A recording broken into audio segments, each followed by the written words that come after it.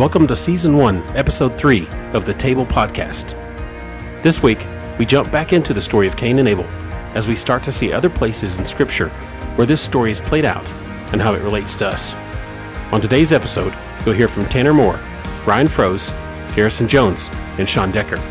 Thanks for joining us at the table. All right. Hey, Garrison, just give us just a brief overview of our discussions in Cain and Abel so far, if you can, and sure. Maybe just one thing that stood out to you. Or so we're in Genesis chapter 4, talking about Cain and Abel.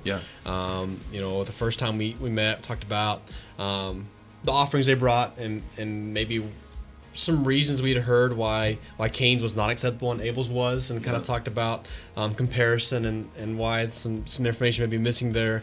But then this last time we talked about something that I think hit home for all of us when we talked about looking at Genesis chapter 4, verse 7, especially when you have sin crouching at your door and you have a choice to master that or to join it and give in and let it defeat you, let it master you, and how that has consequence when we do that and we choose not to master sin in our lives. It not only affects us, but it affects especially the people around us and potentially even the whole world and generations after. So the importance of mastering the sin that comes in our life, and the importance of evaluating our life to find where we need to master better, and knowing where we have temptations, knowing where we have pitfalls potentially, so that we can help ourselves and help each other to birth life and into the world.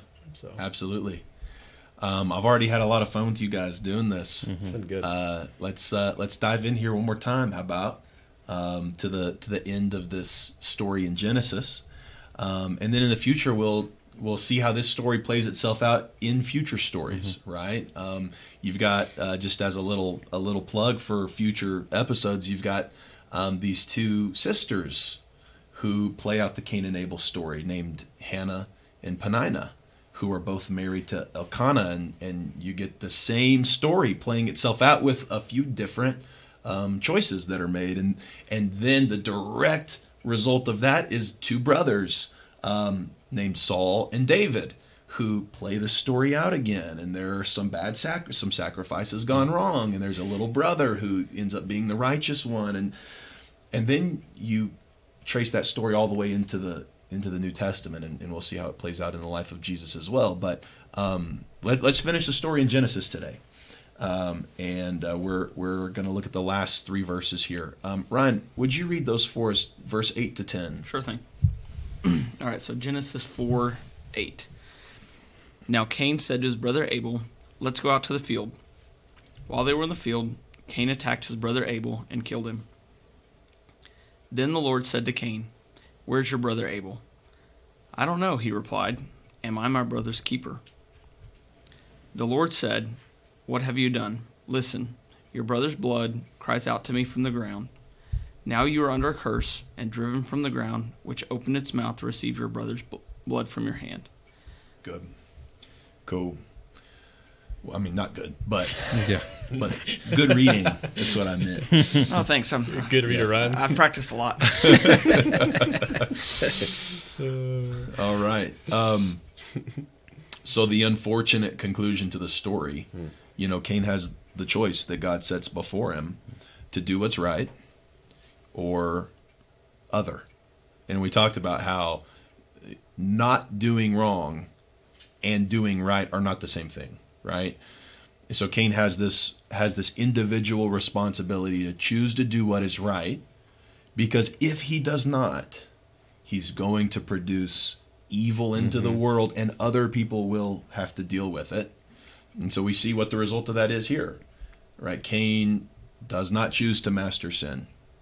Instead, he allows sin to have him, and it ends up in his brother dying. He kills his brother. Let's hone in here on verse 9 and Cain's question back to God. And I'm just curious if you see any irony in this question. But first of all, what does that mean, am I my brother's keeper? That's kind of a popular buzzword phrase, right? It's like a Christianese. But what does that mean?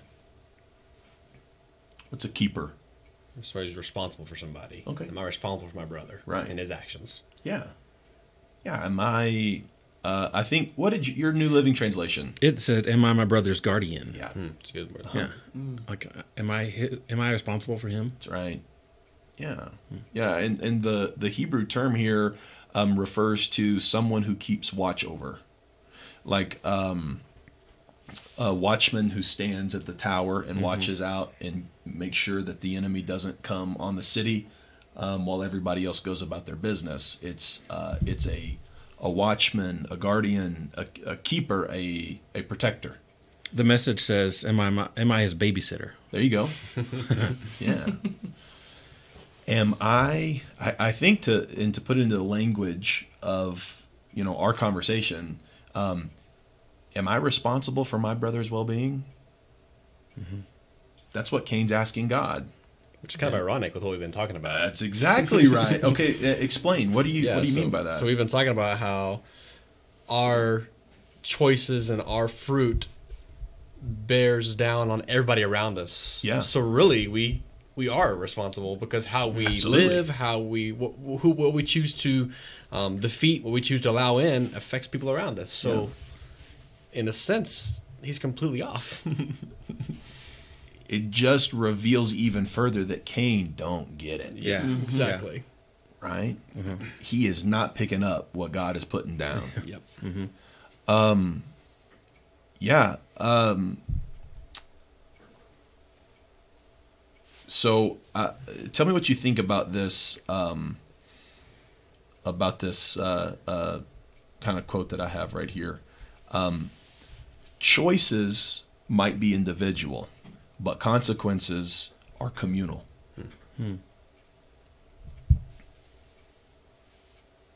Yeah, I think that you can. Obviously, we've talked about how your choices can birth good things or bad things, but I think about back to whenever I was in college, making a decision with what I was going to do with the rest of my life. Yeah, it affected a lot of people. I didn't think about it then, I'm hoping that it was a good thing. But there's also, I'm sure, for some people, it was not a good thing. Sure, you know what I mean? Yeah. Becoming a football coach, that I think about that. I'm around a lot of people every single year. Some of them have graduated and moved on, but yeah, and then because of that, I also think about the decisions that I make, like how big those consequences are, whether that be good or bad. So it's something I do think about quite a bit, and then think about, okay, how can I be better next year? Yeah. Because it affects people. It affects kids. And one of the things that I think about a lot, and this is kind of going off on a tangent, but being a football coach, there's a lot of kids that leave as seniors not at the top. Most of them don't leave as winners, I guess. Sure. If that's what you want to call it. Okay, yeah. And so one of the things, decorated with decorated careers, right, or with lots of awards and trophies with their names on them, and So one of the things I think about a lot is, like, what is their mindset about me and our program when they're leaving? Yeah. Is it a positive thing or is it a negative thing? Yeah. Because most of the time you end your season on a negative note. Most of the time. Right. Only one team doesn't. Only one team doesn't. Yeah. And that's rare. Some people are lucky, I guess. Yeah. I'm not going to go into that. I know some stuff that I wanted to say, but I'm not going to. Anyways. No comment, Ryan. Garrison's already conquered the world that we live in, which is why he's moved on to a different world. Right. We're still trying to do things that he's already done. Yeah, that's it. But anyway, I think about that a lot because, to me, I feel like it impacts the way that I coach because I want to make sure that it's not just about winning. Yeah, because if it is just about winning, well, we just ended our season. You're going to fail. We're failures. Yeah. Well, now what? Yeah, that's right. You know what I mean? That's right. And so, anyway. I think going back to your quote too, it said that a choice is singular, whatever word you use. Yeah. People could have poured into your life and said, I think you should do this, but at the end of the day, that choice is yours. Absolutely. I can't choose for you. Absolutely. But that choice you make affects me anyway. Yeah. So that's a good way to put it. And so here's, I think, that the next step to this is, and it's really how you kind of closed us off last time, Ryan. And so I want to go two directions with this. And the first is, when did Cain receive the responsibility of being his brother's keeper? I think we can agree, Cain asked the question, and you say, and rightly so, that's ironic, because duh, Cain. I mean, the answer should be obvious in the text. Am I my brother's keeper? Yes, you are. So when did he receive that responsibility? How long has he been his brother's keeper? When you may start making cognizant decisions and understand the consequences of what those decisions are. Yep. Maybe even not even understand the consequences, but when you start making cognizant decisions, you become somebody's keeper because how you are living affects them. Sure. So I'm sorry, I didn't mean to cut you off, bud. I mean, if we're looking culturally, and this may not be the right answer, but I mean, Cain was the older, was he not? Yeah. And so I think you can look at it from that point. You're the older brother. We don't know how much older, right? It just says older. She gave birth to Cain, and then she later gave birth to Abel. And so I think his whole childhood, their whole growing up, they're adults now. So like your whole life, you've been Abel's keeper. That's right. Like you're probably growing up, don't forget your brother, or hey, be sure he's safe, or keep him out of trouble if y'all go off and do whatever. That's right. That's right. And even before Abel is born, Cain is preparing a world that Abel's going to come into. Yeah. Even before Abel's born, Cain is creating himself into the type of person that's either going to be a good brother or a bad brother. Cain inherited the responsibility of being his brother's keeper when he was born. That's an inherited responsibility.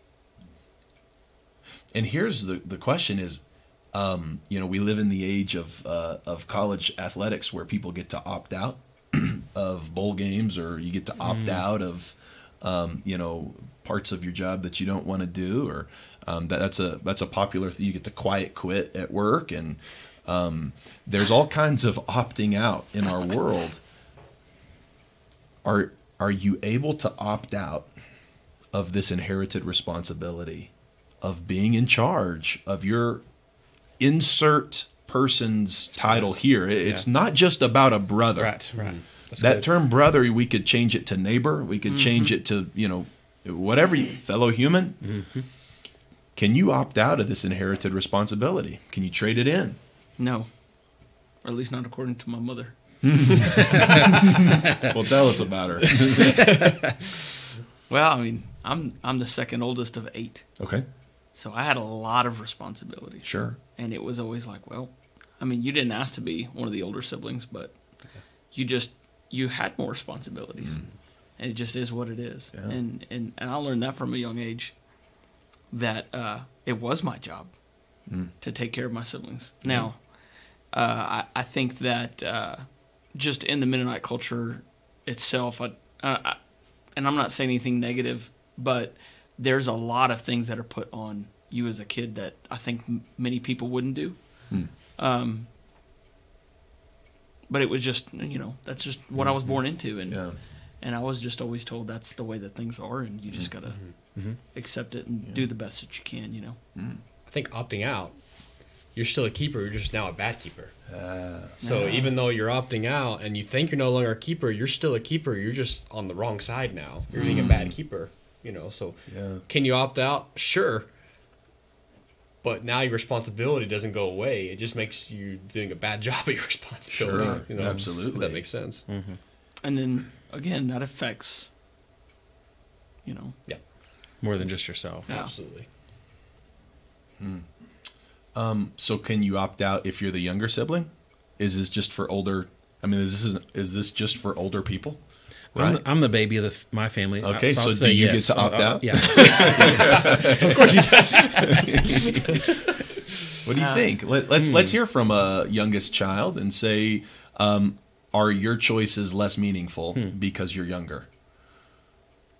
Or do you still have the potential to create life or breathe death into your family unit? Yeah. I mean, I don't, as I'm older, I think I have more responsibility in my family than I did as a kid, right? Sure. Like I we would all hope so. Yeah. I have 2 older siblings, a sister who's 4 years older and a brother who's 8 years older. Yeah. So decent gap between us, you know.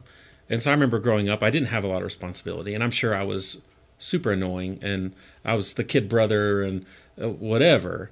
But, now as an adult, I do feel like I contribute and help take care of my family and lead, not just my family that's at home right now, but, we all help take care of my parents, and you think about grandparents and sort of leading in that way. And, I preached my aunt's funeral 2 months ago. And so, yeah, I think that I do still have responsibility, even though I'm the youngest.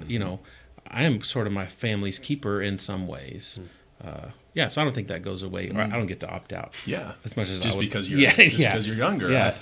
Yeah, and that's the question, right? Is like, can we opt out of this responsibility? Can we trade it in? Can we just say, okay, I understand that my choices have consequences. I'm good with that. I can live with the fact that my choices impact people around me. So here's what I'm going to do about it. I'm going to isolate myself so that I don't have to, because I don't want that responsibility. So I'm going to isolate myself.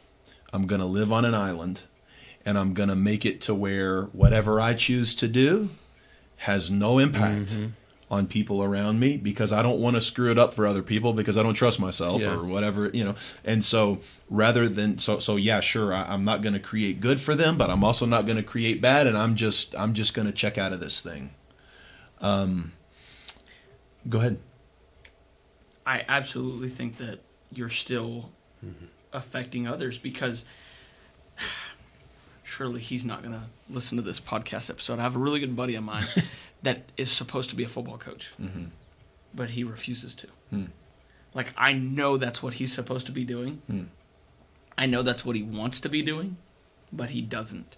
And a lot of that has to do with the fact that his parents told him, don't get into public education. You'll never have any money. You're always going to have stress. And so, like, that's ingrained in him. So what his parents did have affected him.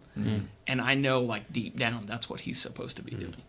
And he could be impacting so many people, but he's going to, kind of just make his money and, And so I think that does impact people because he could be making a much greater impact than what he is doing. Well, part of our church's vision is to help people embrace their role. That's good. So if you're not embracing your role, we're missing your gifts. That's we're missing exactly your good things. So even though you may be, well, it's like we talked about last time, even though you may be avoiding some of the bad, we're missing the good. So it's still bad. It's not good. Right. You're not making life. And so if you're not making life, you're making death, whether you like it or not. That's the way it is. It's called theft. Yeah, exactly. You're robbing the world. Absolutely. You're robbing your brother of your fruit. Absolutely. You're starving your brother. Failing to bear good fruit is you failing to feed the people around you. That's theft. That's starvation that you're causing. So no, you can't opt out of this responsibility. Yeah. That's not reality, right? Nope, that's we right. can say all day long, I'll check out. I won't hurt anybody. Right. I'll just do my thing, and it won't affect anybody but me. And that's not possible. Yeah. It's impossible. Yeah. You can't live that way. Yeah. To be human is to be a part of, just speaking in terms of science, we are the most social creature that has ever existed. To be born as a human is to be connected to other humans. You literally can't be born unless you've been connected to other humans, right? Like, it's just what it means to be a human being. It's how God made us, that we would be connected to each other.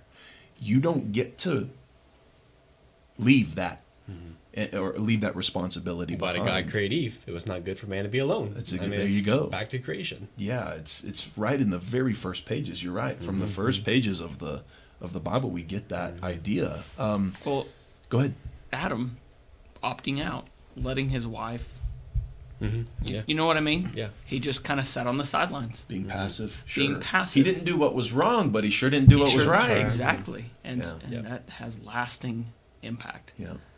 That's right. And he ended up taking the bite, right? Which a lot of times refusing to or just avoiding what's wrong will sometimes lead you to doing what's wrong. Right? Just saying, I'm just going to try to stay away from wrong, but not actually doing good. Yeah. And now I end up doing wrong because I'm not doing good. We that's get into the jargon, right? Super convicting, though. It is. To me, it is. So let's talk like super practical 21st century United States of America. The culture that we live in. Is this a popular idea? No. You do you. What does that mean? Don't worry about anybody else. You take care of yourself, and that you are the most important person in the world. Mm-hmm. Everybody's told that.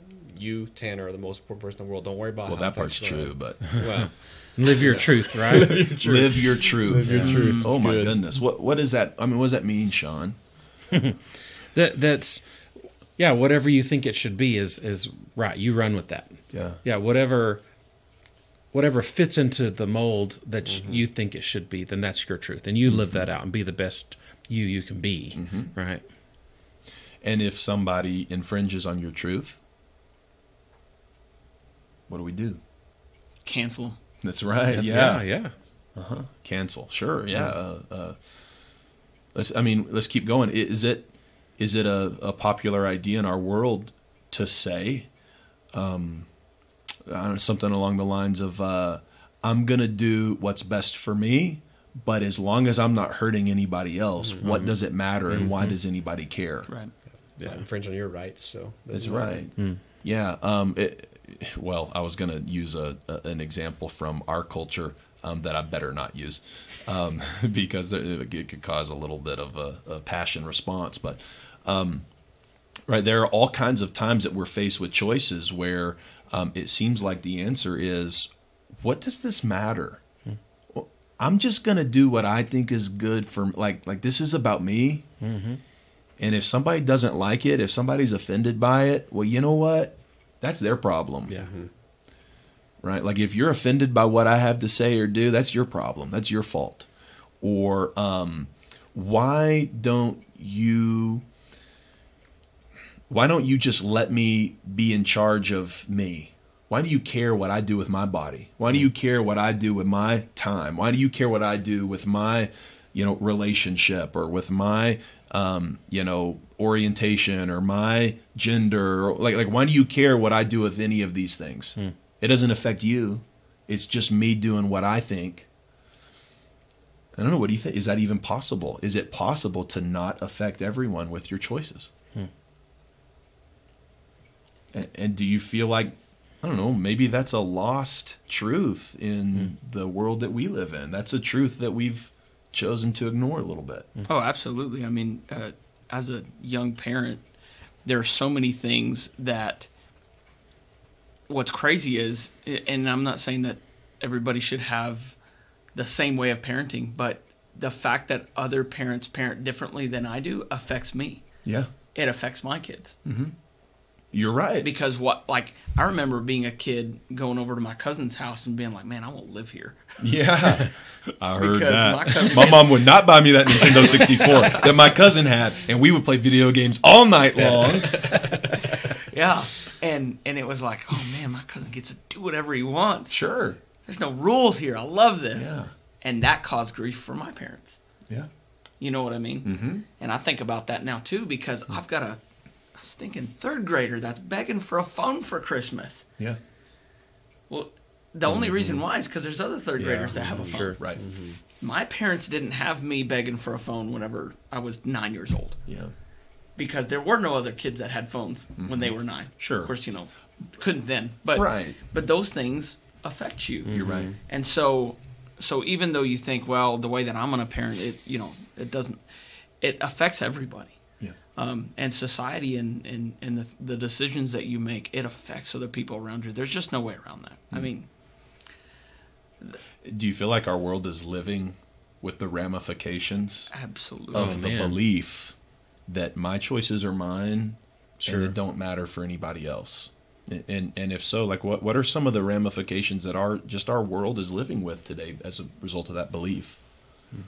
I think our political situation and the hate between the different political parties is a huge consequence of that, for sure. Just the way they talk to each other, the way they treat each other, it's pure hatred and tear down rather than let's figure this thing out and have unity. So there's disunity within our country like crazy right now because of that. Absolutely.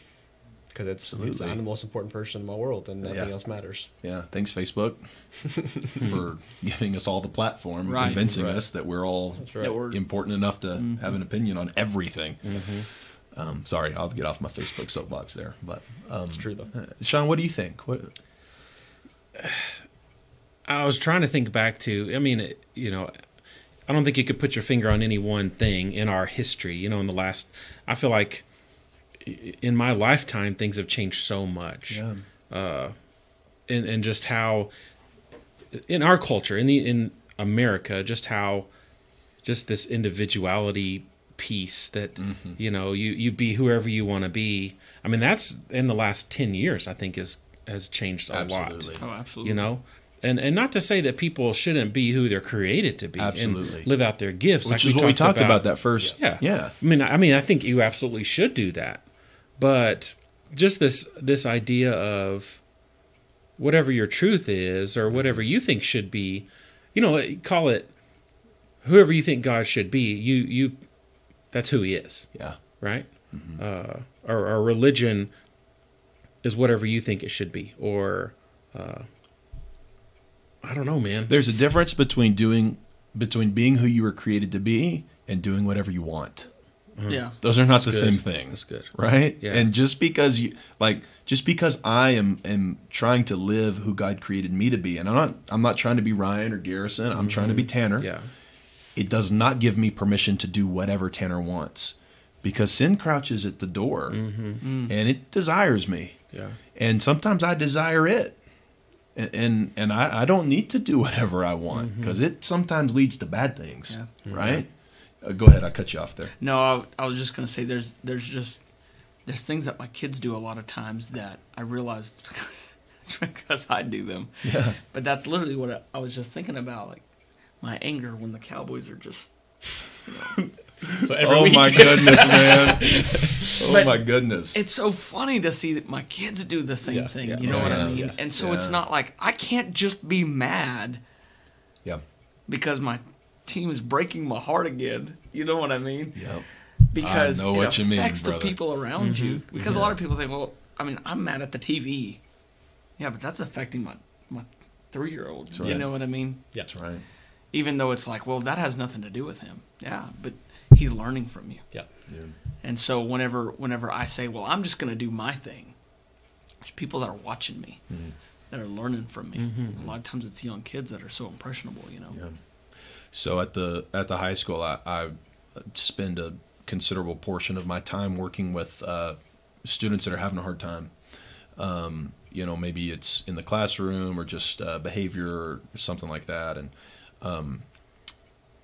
one of the things that I've learned is that for many of these students who are having a hard time doing what's right, is that they don't have that voice telling them, and by voice I don't mean like an inner voice, I mean like a voice in their life telling them that your choices have an impact on all of us. The idea that well, I'm gonna use this substance, or I'm going to sleep in this class or fail that test. And for their whole lives, teachers have been telling them, well, if you choose to sleep in this class, you won't make a good grade, and it's going to hurt your future. And, okay, that's normally the response you get from someone who, okay, fine, I can live with that consequence. A lot of times what's missing is that understanding of, and that is going to lead to other people being harmed. And they'll argue with you. It does not harm someone else for me to make this choice or use that substance or fail that test. And for a lot of folks, I think growing up in the world today is that we have become so individualistic, like you said. I mean, you think about your capabilities. You could live the rest of your life and never leave your house. Yeah. Absolutely. You can work on Zoom and you can order all of your needs from Amazon. You can Uber Eats all of your meals. You can you don't have to ever go outside your home. You could go the rest of your life without talking to another human. And so we almost do live in this like tailored Burger King, have it your way world, where it almost does sell us on the idea that I am my own island. But I think we're seeing people struggle in the world. I know I do in my job. I'm seeing people struggle because it's hard to grasp that fact that I inherited the responsibility the moment I was born of being in charge of other people's well-being too, and I can't escape it. And so I think that we as the church sometimes don't fully understand that. You know, I think that sometimes, you know, just within the church, it's hard to grasp that like everything I choose impacts First Baptist. It's easy to be just a number in a pew, right? And like, well, all I'm gonna do is show up on Sunday morning. I'm gonna sing the song. I'm not gonna, you know, speak to the people, and you know, and I'm not trying to take shots at anybody in our church by saying this, you know. But you know, because we can talk about our society all day long, but I think we still do that in church too. And we still realize, even though, you know, like I can live out my faith, even if it's faith, even if it's true faith, right, in the God that you know, in Jesus. If we're living out the gospel, and we can still say, well, my faith is my faith, and it doesn't affect anybody else. Like I can come to church and do my thing, and I'm fine. Sure. So we're doing the same thing. Or just watch online and not even have to set foot and not get out of my PJs. I don't have to. Yeah, I don't need community. I don't.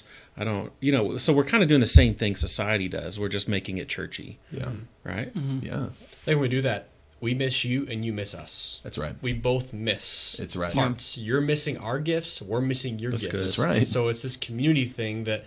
It's such a gift when you finally buy into a community. Absolutely. Especially as a Christian, a faith community, especially when we get to put our gifts together, it's a powerful force the way God designed it. That's right. You know?